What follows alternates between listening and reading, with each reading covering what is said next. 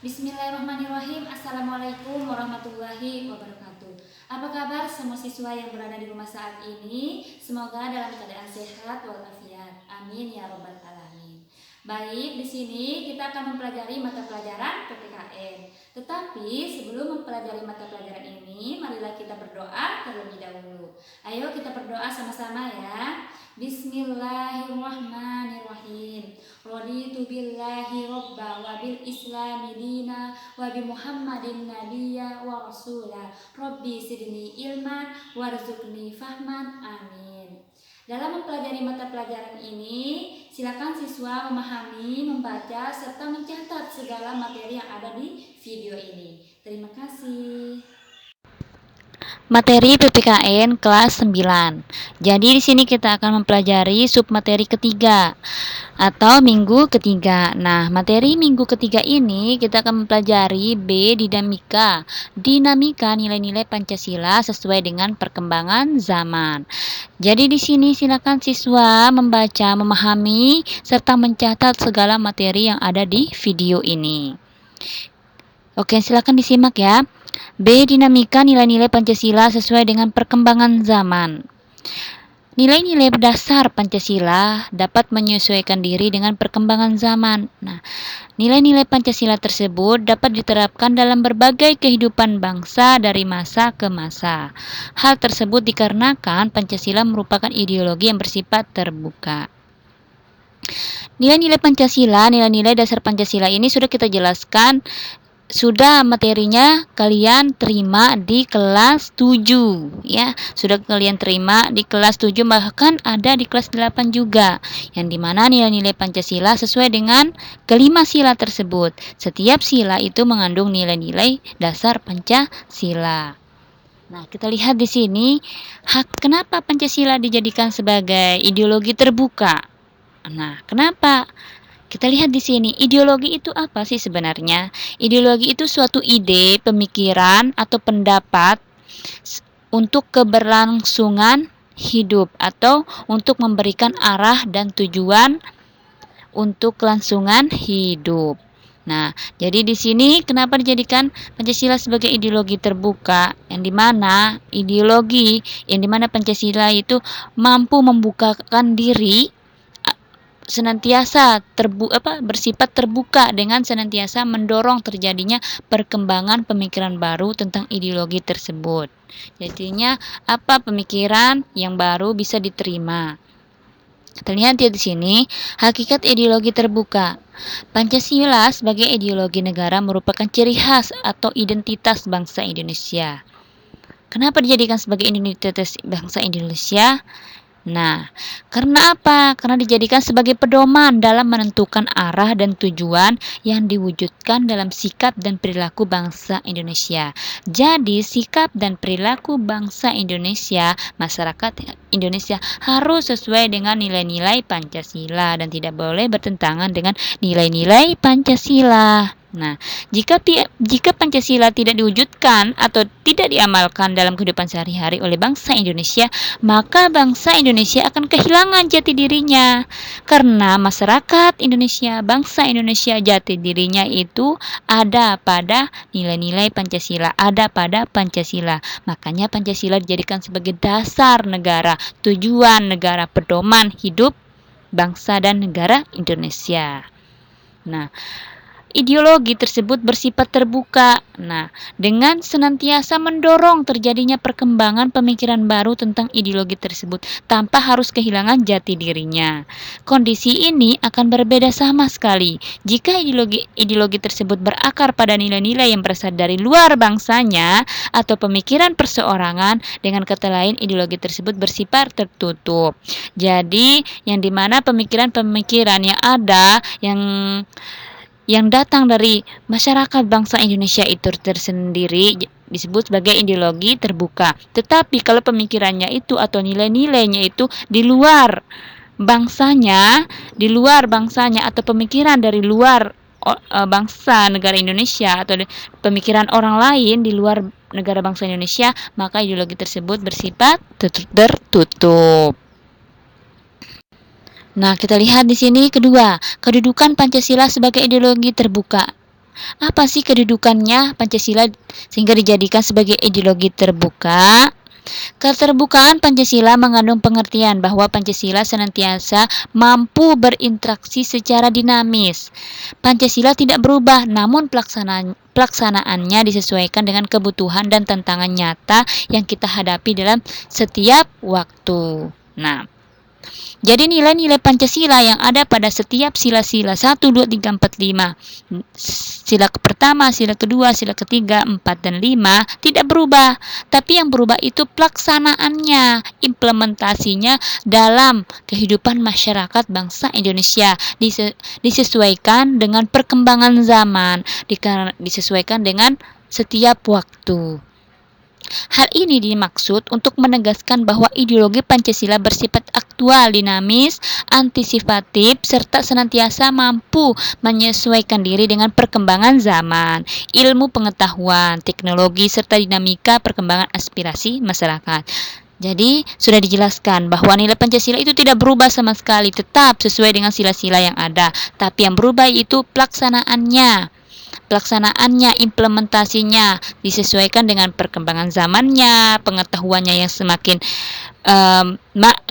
canggih, ilmu pengetahuannya yang semakin banyak kita dapatkan, teknologinya yang semakin canggih, dinamika perkembangan aspirasi masyarakatnya yang semakin luas. Kita lihat di sini, berdasarkan uraian di atas, keterbukaan ideologi Pancasila mengandung nilai-nilai sebagai berikut. Nah, karena ideologi Pancasila dijadikan sebagai ideologi terbuka, mengandung nilai-nilai. Nilainya yaitu nilai dasar, nilai instrumental. Nilai dasar yaitu hakikat kelima sila Pancasila. Itulah jadikan nilai dasar. Nilai dasar itu sesuai dengan kelima sila Pancasila tersebut. Nilai-nilai dasar tersebut bersifat universal atau umum, sehingga di dalamnya terkandung cita-cita, tujuan, serta nilai-nilai yang baik dan benar. Nilai dasar ini bersifat tetap dan melekat pada kelangsungan hidup negara. Kemudian nilai instrumentalnya itu berhubungan dengan apa? Berhubungan dengan peraturan perundang-undang dan lembaga pelaksanaannya. Lembaga pelaksanaannya itu yang mana di dalamnya ada undang-undang dasar, ketetapan MPR, di mana jadi nilai instrumental ini yaitu nilai-nilai dasar ideologi yang dimana di dalamnya ada peraturan perundang-undangan itu undang-undang dasar, lembaga pelaksanaannya itu ada ketetapan MPR, undang-undang, peraturan perundang-undangan lainnya. Dapat disesuaikan dengan perkembangan zaman dan aspirasi masyarakat berdasarkan nilai-nilai Pancasila. Kemudian yang ketiga yaitu nilai praksis, merupakan realisasi dari nilai-nilai instrumental berupa suatu pengalaman nyata dalam kehidupan sehari-hari dalam bermasyarakat, berbangsa, dan bernegara. Dapat dilakukan perubahan dan perbaikan, reformasi perbaikan sesuai dengan perkembangan zaman dan aspirasi masyarakat. Sehingga Pancasila merupakan ideologi terbuka. Jadi di sini nilai praksisnya itu akan dilihat dari pengalaman nyata, pengalaman yang real yang terjadi dalam kehidupan sehari-hari masyarakat Indonesia, dan dapat dilakukan adanya perubahan dan perbaikan sesuai dengan perkembangan zaman yang terjadi dan aspirasi masyarakat sehingga dijadikanlah Pancasila merupakan ideologi terbuka. Kemudian kita lihat lagi di sini, Pancasila sebagai ideologi terbuka secara struktural memiliki 3 dimensi. Adapun 3 dimensi Pancasila tersebut diantaranya dimensi idealisme, normatif, dan realitas. Dimensi idealisme ini terkandung dalam Pancasila, mampu memberikan harapan, optimis, serta memberikan motivasi pendukungnya untuk berupaya mewujudkan cita-citanya. Nah, dalam dimensi idealisme ini mengandung cita-cita yang ingin dicapai dalam berbagai bidang kehidupan bermasyarakat, berbangsa, dan bernegara. Jadi di situ ada memberikan harapan, optimis, motivasi dalam mewujudkan cita-cita dalam kehidupan bermasyarakat, berbangsa, dan bernegara. Kalau dimensi normatif ini Yang terkandung dalam nilai-nilai Pancasila dijabarkan dalam suatu sistem norma. Norma itu aturan. Artinya Pancasila terkandung dalam pembukaan Undang-Undang Dasar Negara Republik Indonesia tahun 1945 yang merupakan tata tertib hukum tertinggi dalam negara Republik Indonesia. Jadi dimensi normatif ini berhubungan dengan sistem norma, sistem aturan, yaitu dalam pembukaan Undang-Undang Dasar 1945 sebagai hukum tertinggi di negara Indonesia. Kemudian yang ketiga, dimensi realita yang terjadi, realita yang real, yang nyata terjadi di masyarakat, yang mencerminkan di mana dimensi realitas ini mencerminkan realitas kehidupan yang berkembang dalam masyarakat. Pancasila memiliki keluasan yang memungkinkan adanya pengembangan pemikiran-pemikiran baru yang relevan tentang dirinya tanpa menghilangkan atau mengingkari hakikat yang terkandung dalam nilai pendidikan Pancasila dan kewarganegaraan 19 nilai dasarnya. Oleh karena itu Pancasila harus mampu dijabarkan dalam kehidupan bermasyarakat secara nyata. Jadi di sini dimensi realitas itu yang tercermin realitanya sesuai dengan kehidupan masyarakat, sesuai dengan berkembangnya dalam masyarakat. Adanya pemikiran-pemikiran baru yang relevan tentang dirinya tanpa menghilangkan atau mengingkari hakikat yang terkandung dalam nilai-nilai pendidikan dan kewarganegaraan. Kita lihat lagi di sini materinya tentang C, mewujudkan nilai-nilai Pancasila dalam berbagai kehidupan. Nah, kita lihat ya di sini. Yang pertama, yang ke-1, perwujudan nilai-nilai Pancasila dalam bidang politik dan hukum. Kita lihat ya perwujudannya atau pelaksanaannya nilai Pancasila dalam berbagai kehidupan, di sini dalam bidang politik dan hukum. Perkembangan bidang politik meliputi persoalan lembaga negara, hak asasi manusia, demokrasi, dan hukum.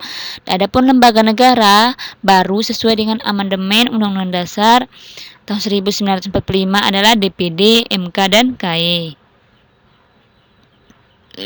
Lembaga baru ini haruslah sesuai dengan sistem pemerintahan yang berdasarkan nilai-nilai Pancasila. Demokrasi yang negara kita kembangkan adalah demokrasi Pancasila. Demokrasi yang mengutamakan musyawarah mufakat dan kekeluargaan. Contohnya apa? Kita lihat di sini ada gambarnya kan. Nah, di gambarnya itu salah satu pelaksanaan demokrasi di sekolah, yaitu adanya pemilihan ketua OSIS secara langsung. Sistem pemilihan umum dalam demokrasi merupakan salah satu contoh perwujudan yang demokratis yang dikembangkan di Indonesia. Pemilihan umum untuk memilih pemimpin sudah dikenal oleh sebagian besar masyarakat Indonesia sejak dahulu. Bentuk ini dapat dikembangkan dengan menerima cara pemilihan umum di negara lain, seperti partai politik, kampanye, dan sebagainya. Namun pemilihan umum yang terjadi harus sesuai dengan nilai Pancasila. Nah, inilah perwujudan pelaksanaan nilai Pancasila dalam bidang politik dan hukum. Adanya sistem pemilihan umum. Selanjutnya kita lihat dalam nilai-nilai dalam bidang ekonomi. Nilai-nilai Pancasila dalam bidang ekonomi telah ditegaskan dalam Undang-Undang Dasar NKRI tahun 1945 pasal 33 yang menyatakan beberapa hal berikut, salah satunya tentang perekonomian yang disusun sebagai usaha bersama berdasarkan atas asas kekeluargaan. Nah, kita lihat di sini ya gambarnya tentang koperasi sebagai suku guru perekonomian berdasarkan pada Pancasila. Ini sini berbagai wujud sistem ekonomi di sini dapat dikembangkan selama sesuai dengan nilai-nilai Pancasila. Harus dikembangkan. Perwujudan sistem ekonomi itu harus sesuai dengan nilai-nilai Pancasila. Dalam masyarakat saat ini sudah dikenal adanya bank, supermarket, mall, terus bursa saham, perusahaan, dan sebagainya. Yang ketiga, perwujudan nilai-nilai Pancasila dalam bidang sosial budaya. Agar perubahan tersebut Kita lihat di sini ya nilai-nilai Pancasila dalam bidang sosial budaya. Agar perubahan tersebut tetap terarah pada terwujudnya masyarakat berdasarkan Pancasila, sistem nilai sosial dan budaya dalam masyarakat dikembangkan sesuai dengan nilai-nilai Pancasila. Nilai-nilai sosial yang sudah ada dalam masyarakat yang sesuai dengan Pancasila seperti kekeluargaan, musyawarah, serta gotong royong terus dipelihara dan diwariskan kepada generasi muda. Demikian juga dengan nilai-nilai sosial dari luar seperti semangat bekerja keras, kedisiplinan, dan sikap ilmiah dapat diterima sesuai dengan nilai Pancasila. Nah, inilah pelaksanaan nilai Pancasila dalam bidang sosial budaya, yang dimana setiap sistem nilai sosial dan budaya harus sesuai dengan nilai-nilai Pancasila. Nilai-nilai sosial yang sudah ada dalam masyarakat dikembangkan sesuai dengan Pancasila seperti musyawarah kita, gotong royong kita, harus diwariskan secara terus-menerus ke generasi muda agar tidak luntur dan atau tidak terkikis, sehingga kebersamaan kita dalam kekeluargaan, musyawarah, gotong royong itu tetap ada secara terus-menerus. Kemudian perwujudan nilai-nilai Pancasila dalam bidang pertahanan dan keamanan. Kita lihat di sini sesuai dengan Undang-Undang Dasar RI tahun 1945, pasal 27 ayat 3 dan pasal 30 ayat 1. Dalam pasal 27 ayat 3, pembelaan negara merupakan hak dan kewajiban setiap warga negara.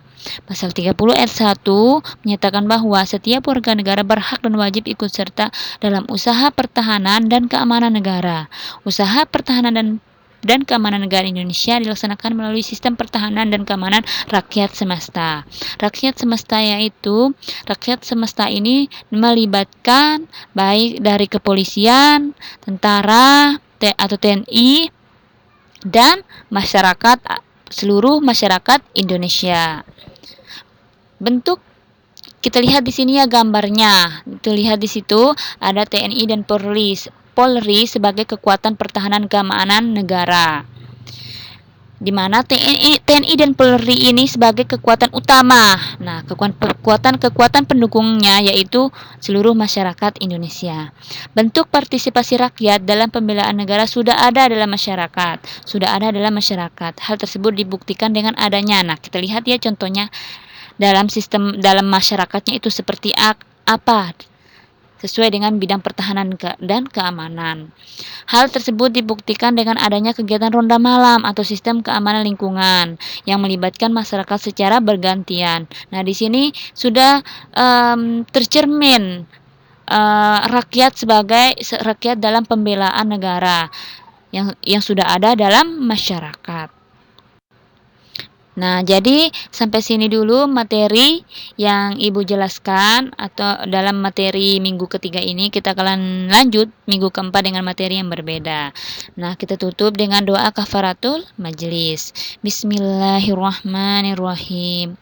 Subhanakallahumma wa bihamdika asyhadu an la ilaha illa anta astaghfiruka wa atubu ilaik.